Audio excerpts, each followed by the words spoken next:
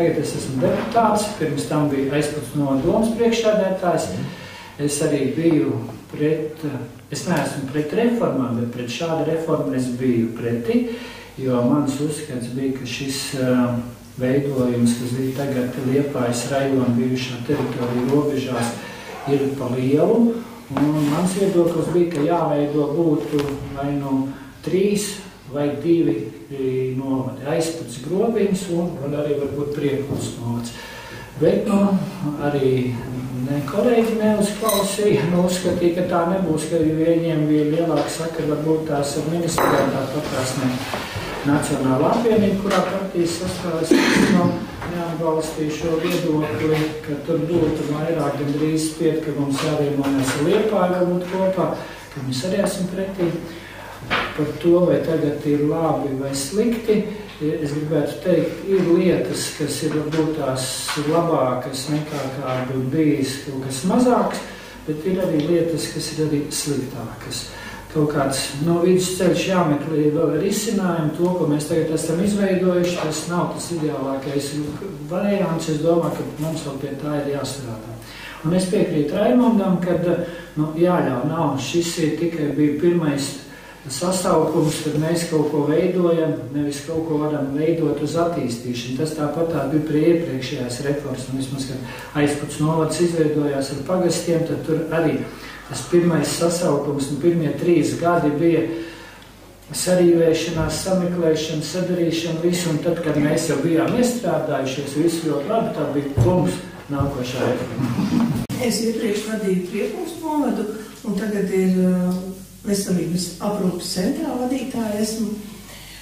Ja par reformu, tad es arī negribēju to reformu, tāpēc, kad es klausījos, ko domā un ko runā cilvēki, un reformu negribēju tāpēc, kad bija ļoti daudz neskaidru jautājumu. Viņa faktiski bija tāda tā kā uzspiesta, ātrā tempā un uzspiesta. Vai tagad ir labi tā, kā ir? Es pilnīgi piekrītu Jurim, ka daudzas lietas mēs paši par sevi nevarētu sakārtot. Un pie šīs te krīzes, kāda ir tagad, mazs novads būtu lemts iznīcībai. Un visa nelaime man tā šķiet ir tajā, jau 2009. Gada reforma, kad tur bija nosprausts mērķis reģionalizācijas virzienā, lai arī lauku iedzīvotājiem būtu kaut kāda pievienotā vērtība. Pirmais stāsts bija, kad sakārtos ceļus, lai varētu tikt uz centru. Bet ko mēs redzam tagad? Tagad principā reģiona cilvēkiem ir nepieejamība veselībā noteikti, arī skolu jautājumā un ļoti daudzos citos jautājumos. Tas nozīmē, ka vajag pabeigt izpētīt vienu reformu un tad uzsākt otru reformu. Tas, laikam, vislielākā pieredze tajā pašvaldībā ir vairāk kā 20 gadus vadīt un novadu piedzīvoja 3 reformas. Es biju pret reformu, jo es neredzēju reformai jēgas, kad apvienojās jau Pāvilosta ar Vērgālu. Vienīgais, kur bija jēgas, ka Pāvilosta ar Saku apvienojas, jo Sakā nebija ne skolas, ne bērnu dārza, nekā nebija. Viņi tikai dzīvojas Pāvilosta, kas bija loģisks solis, kur reizē arī Duraga apvienojās. Neatceros, kurā gadā tas bija 2007 apakaļ. Bet arī no tās pēdējās reformas, kur Pāvils sagāja kopā ar Vērgālu. Pāvils noteikti ir zaudētāji.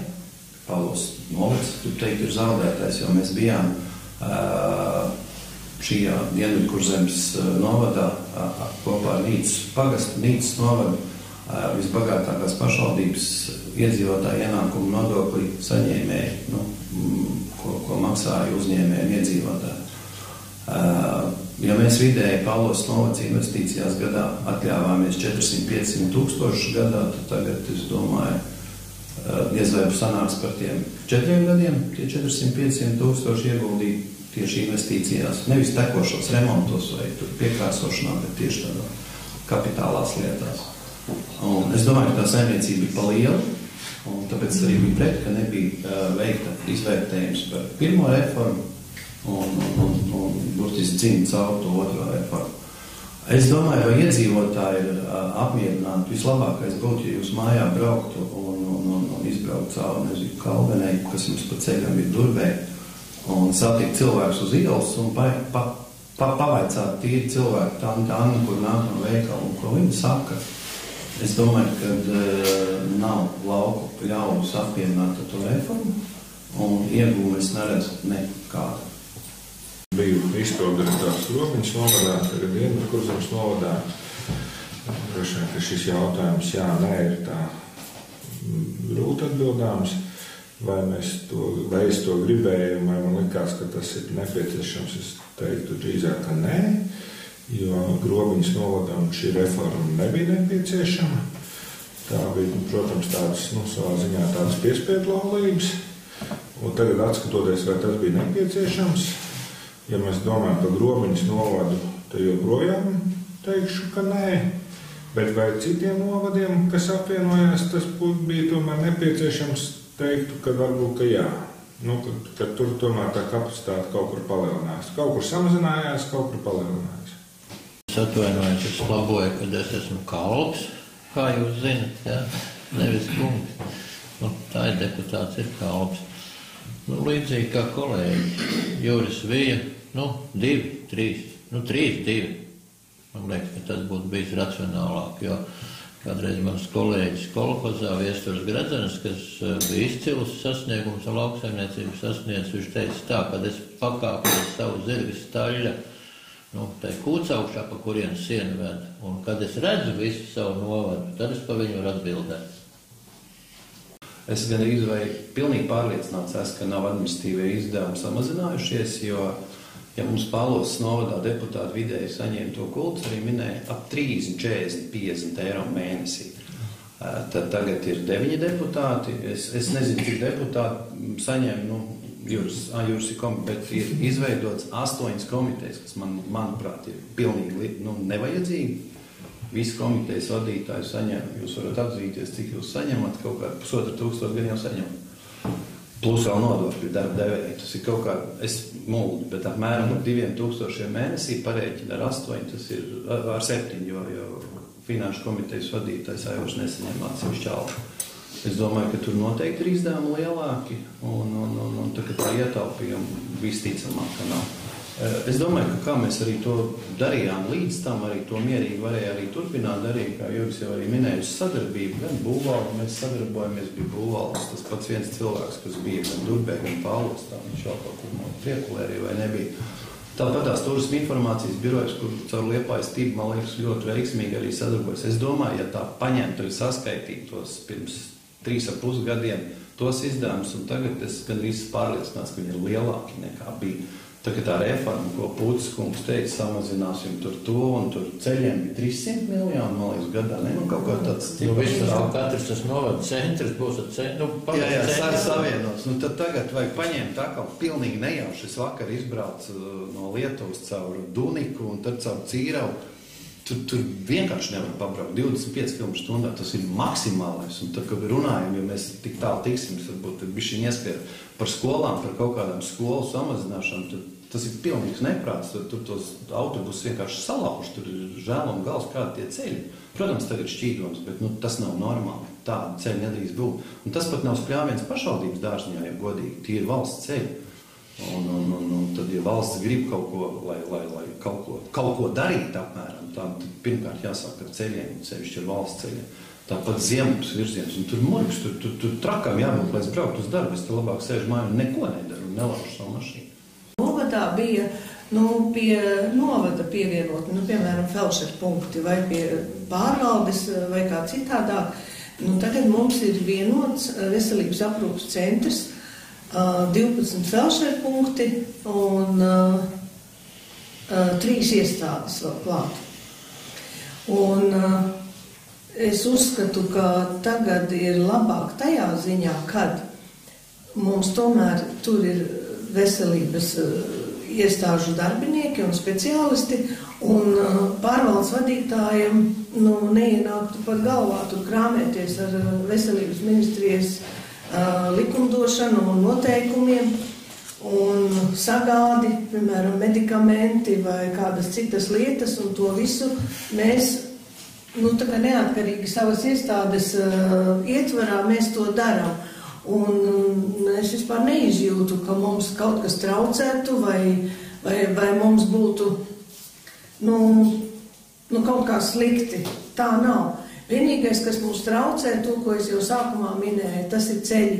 Uldis pieminēja, ka viņš caur Tuniku brauca. Es pirmo reizi, kad braucu, arī patrāpījās uz Pavasara pusi, tad es vēl ilgāk braucu. Tos 14 kilometrus, tad es nezinu, es tur stundu braucu, kamēr varēju nokļūt. Un tas, ka nav sakārtoti ceļi, tas arī priekš pacientiem ir ļoti slikti. Ja likumdošana pasaka, ka 80+, ka pie tā cilvēka ir jābrauc mājās, mēs labi zinām, ka ģimenes ārsti nebrauc mājās, bet felšerīši jau gan brauc. Man ir daži felšerīši, kas savas mašīnas izmanto, lai varētu sniegt šo pakalpojumu veselības aprūpu mājās. Un viena felšerīte 3 mašīnas nevar jau atļauties nopirkt jaunas, bet lietotas ir nobraukusi tikai, lai varētu piekļūt pie šiem pacientiem. Un Dienvidu Kurzemē, ceturdaļa noteikti ir 60+. Tas nozīmē, ka mums arvien vairāk jāattīsta pakalpojums mājās, jo ļoti daudzi ceļš pa Covid laiku tika ārstēti pa telefonu, un ļoti daudz mums ir ar vēzi slimu cilvēku, un tagad ir pienākuši tādi laiki, kad ir 3., 4. stadijas, kad tur jau jābrauc ir, lai cilvēks aizietu mūžībā bez lielām sāpēm. Un tas viss ir ar ko nokļūt un pa kādu ceļu nokļūt. Pārējie jau felšerīši visu izdarīs. Un, protams, būs daudz neapmierināti, bet virziens uzskata, ka ir pareizs, un viņš ir lēnāks, bet ilgtermiņā viņš sev, es domāju, kā taisnos. Un šeit jau mēs redzam tādas labas lietas, ko varam izdalīt. Viens no tiem ir turisms, jo, ja kādreiz 8 novados bija šie turismu centri, dažādos veidos, kā viņi tika pārvaldīti, tad ar reformu mēs izveidojām pašvaldības aģentūru un apvienojām šos visus, radām arī darbinieku samazinājumu. Un šodien pēc 3 gadiem es varu teikt, ka tas tieši turismā bija ļoti pareizs lēmums, jo tās nav tikai manas domas, bet tie ir visiem acīm redzami izmērāmi rezultāti. Ja šodien pēc nākšņojošās statistikas mēs paskatāmies, tad Latvijā starp novadiem pagājušajā gadā mēs esam numur 4, un tas skaits auga. Arī ir kļūst daudz kvalitatīvāka informācija, ko mēs nododam saviem potenciālajiem viesiem, un šos resursus apvienojot, mēs spējam izveidot daudz veiksmīgākus pasākumus, reklāmas kampaņas, lai piesaistītu turistu Dienvidkurzemes novadā. Un tas, es uzskatu, ir ļoti pozitīvi. Tāpat es domāju, ko jau minēju par veselības centru. Man liekas, ka tas arī kā labais piemērs, ka šie resursi ir apvienoti, un tas tagad ir spēcīgāk. Un arī par sporta pārvaldes pateikt viennozīmīgi, kad izveidot šo centralizēto, ka tas ir daudz spēcīgāk, mēs varam sniegt iedzīvotājiem kvalitīvākus pakalpojumus. Un arī pozitīvs stāsts, laba sporta skola, Liepājas rajona sporta skola jau iepriekš bija. Kā atsevišķa skola, kur sadarbojās 8 novadi, bet šobrīd, ka tas ir zem vienas, tā kā vadības arī ir daudz veiksmīgāk šī sadarbība, un tie ir tie pozitīvie stāsti. Ziempīt vispār pa dzīviem izdzīvotāji, vienalga kādu laiku nāk. Man gribās turismu variantam piekrist Raimondam, kad man liekas, ka turismu ziņā mēs esam ļoti lielu ieguvēji šī aģentūra un tas centralizētais variants, jo tā arī ir. Jebkurš mazais turismu uzņēmējs izskan labāk, izskan vairāk, jaudīgāk un cepur nost šai turismu aģentūrai. viņi tiešām arī ļoti korekti attiecās pret jebkuru no šiem turismu uzņēmējiem. Nav tā, ka, teiksim, tur kaut kādu nomalu atstāja kā nomalu un, teiksim, vairāk par centru. Viņi tiešām seko līdz, lai arī visas šīs malas būtu pievilktas un lai viens varētu darīt to, ko viņš dara un arī būt ieguvējis just to slādu tajā visā. Ja mēs salīdzinām iepriekš, tā bija, tā kā Kristupsson kungs teica, tā bija Liepāja, kas tā kā pāraudzīja visu šo savu bijušo rajonu. Tas bija grūtāk, tāpēc, ka Liepājai bija pašai, viņa pat pa sevi jau bija par Liepāju, un tad vēl tas rajons nāca klāt, un tad dažreiz arī bija tā sajūta tāda, ka tas novada tās malas, viņas paliek tā kā otrā plāksnē, ka svarīgāk ir pati tā pilsēta, tās tuvākās vietas, bet, tā kā piemēram ziemu par savu slikto ceļu, viņi tur ir, jā, jums tur viens labs pasākums varbūt gadā, to mēs respektējam, bet tas pārējais tā kā paliek tā kā novērtāt. Tas nav pārmetums tiem cilvēkiem, viņiem vienkārši tas apjoms bija gan liels, un tas tikai loģiski, ka tā bija. Jo, teiksim, arī tagad, ja kaut ko turismu uzņēmējs vēlas, viņš var droši doties uz aģentūru, un tur viņi sagaidīs atpastām rokām un ar smaidu, un jautās, kā mēs tev varam palīdzēt. Nevis, ko tu gribi. un citādākā ziņā, man liekas, arī tīri kā biedrībai, mēs jūtamies ieguvēji, jo tas, ko mēs visu, ko darām, tas tiek tā kā caur tādu prizmu vērts plašāks, lielāks, un mūsu sadzird vairāk, mūs ievēro vairāk, un tas, ko mēs darām, tiek novērtēts arī daudz vairāk. Tā kā mums katrā ziņā tā sajūta ir daudz labāka. Tas cilvēku loks, pie kā vērsties, arī ir lielāks, un man liekas, ka mums ir labāk šajā jautājumā. Nav grobiņi, jeb ziemu, viņam ir galamērķis Liepāja un apkārt. Tā kā es domāju, es nezinu, kā tagad sadarbojās ar Liepājas turismu biroju, ja? Bet es domāju, ka tur noteikti tā ir. Tas ir tas pats, ko mēs pirms pusstundas runājam par sadarbību, ka bez tās Liepājas mēs nekādīgi. Kad turists brauc uz Liepāju, vai viņš brauc uz Nīcu, un viņš jebkurā gadījumā, pilsēta viņam ir magnēts, ja? Tā novada, piesim grobiņas vilkumu uz ko jau. Skaidrs, ka uz Liepāju, būsim godīgi, viņi arī būs un ir. Par pakalpojumiem, ko jūs minējāt, no Pālos redzes sloka, tad, ja agrāk varēja bērnu reģistrēt un arī miršanu reģistrēt, tad tagad, saprot, to nevar izdarīt, ir jābrauc uz kaut kurienu, pa pakalpojumu. Vēl, kas bija pirmais jautājums par to, ka tas arī bija reformas mērķis, lai tā kā iedzīvotāji samazinās un apvienosies, mēs paliksim stiprāka, lielā. Tad es pastījos vakar vēl 460, ja nemaldos, pagājušā gadā ir no novadu pazuduši, tā drīkst teikt, 460 cilvēku. Tas ir milzīgi daudz, tas ir burtiski viena Durgas pilsēta. Ir viens pagasts, ir vienkārši gada laikā nav. Tā kā tas reformas mērķis, kas bija pirmais jautājums, viņš nav sasniegts, nebūtu, nē. Par tām skolām runājot, it kā mēs gribam, es arī gribu, lai tur Priekulē būtu vidusskola, bet es ar savu saprātu, es arī zinu tos ciparus un zinu, ja klasē ir 6 bērni, tad mēs nevis veicināsim attīstību un kaut kādu progresu, lai vēl tur guldītu kaut kādas naudas, bet pilnīgi pretēji būs regress, jo tagad ir pavisam cits laikmets ir, ja?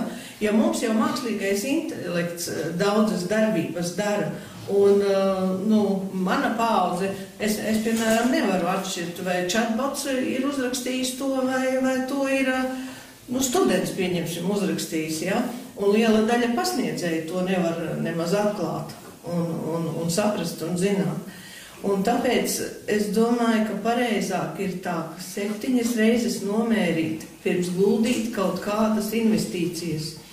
Un tagad, kad tā karš, kad tā ekonomiskā krīze visā pasaulē, ne jau tikai Latvijā, ja? Tad jebkurš uzņēmējs būs ļoti uzmanīgs. Un mēs varam pašvaldība tur uzbūvēt kaut kādu angāru, ja? Un pēc tam tas angārs stāvēs vaļņodē.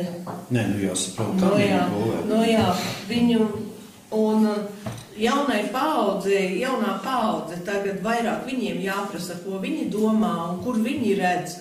Un mākslīgi nevarēs aizturēt, ja viņš brauc uz Norvēģiju, viņš ir izdomājis, ko viņš tur darīs, ja viņš brauc tur uz, nezinu, kur tur viņš brauc. Ja viņš brauc uz Norvēģiju, tāpēc, ka tur lielā kalna, ne jau tāpēc, ka viņam tur patīk dzīve. Bet kamēr mums nebūs sakārtota tā dzīves vide un vienkārša lieta, sakārtot vajag visos līmeņos ceļus. Un tad varbūt, piemēram, jaunā ģimenes ārste, kas tagad Grobiņā ir atnākusi, ja? Viņa dzīvo Vērgalē. Es prasu, kāpēc jūs Vērgalē? Viņai vīrs kardiologs, viņš Liepājā strādā. Tāpēc, ka mēs gribam laukos, mēs gribam, lai bērnam pieejams bērndārs, tas, kas ir iespējams Vērgalē, un mūsdienās pa asfaltētu ceļu, viņiem ir tas gods atbraukt pa asfaltētu ceļu, ja? Kas tas ir? 30-50 kilometri? Tas nav nekas. Tas nav nekas. Un tāpēc es tomēr esmu par to, kad ir 7 reizes jānovēra. Un cilvēki grib, viņi ir vietējie patrioti. Jā, Priekulā arī grib, lai paliek vidusskola, lai tur ir tās, lai tur iegulda to un to. Vienīgais vairāk jāsaka.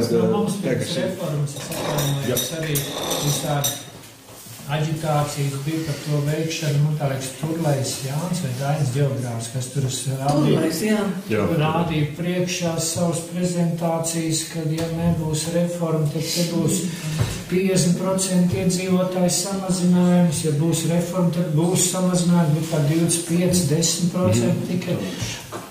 Man viņš nepārliecināja toreiz, nepārliecina arī tagad, tā iedzīvotāji pats izvēlās, kur viņš dzīvos, un ja kādā pašvaldībā ir kaut kas labāks, un tad viņš uz turieni aiziet, viņš aiziet uz ārzemēm, un es nedomāju, ka milzīgi šī reforma ietekmēja to iedzīvotāju migrāciju, vai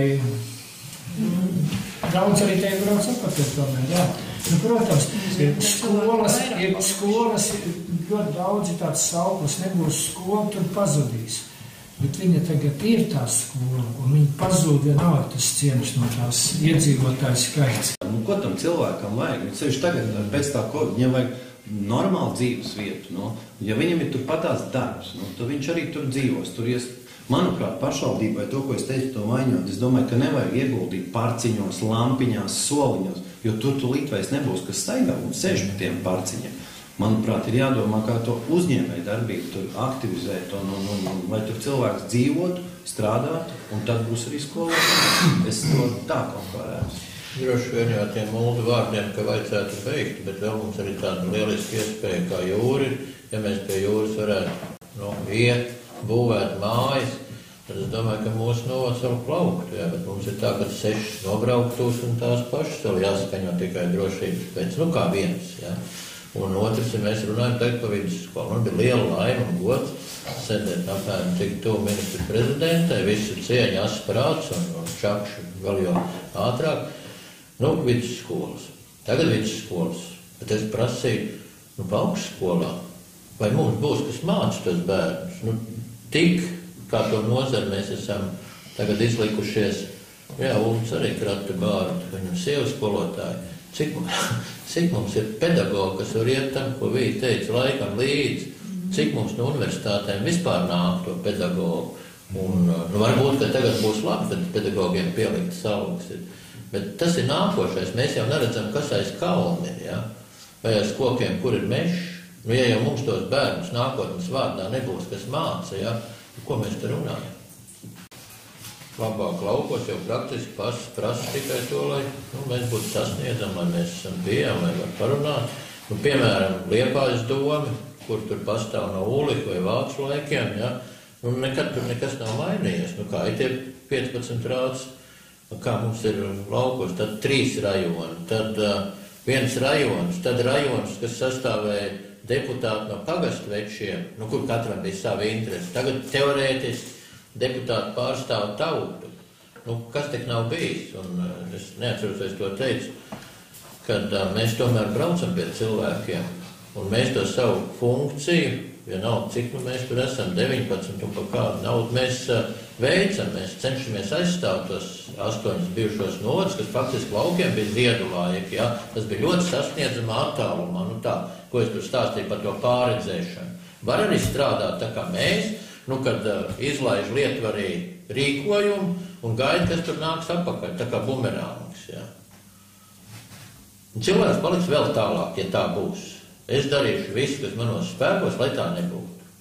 Patreiz rādās, nu tā, tās iespējas, ka varbūt, ka varēs, jo katru gadu mūsu, nu tā, zemnieku partija saka, ka viņa koalīcijā apspriež 5 jautājumus, nu, šogad, iepriekšējā gadā drošība, izglītība, medicīna, nu šogad varētu būt, jo to likumu taisīs vaļā, kad arī būs par pašvaldību reformu. Es gribētu teikt, es ceru, ka tas nenotiksies, bet ja tas notiksies, nu tad, protams, ka tad ar godu.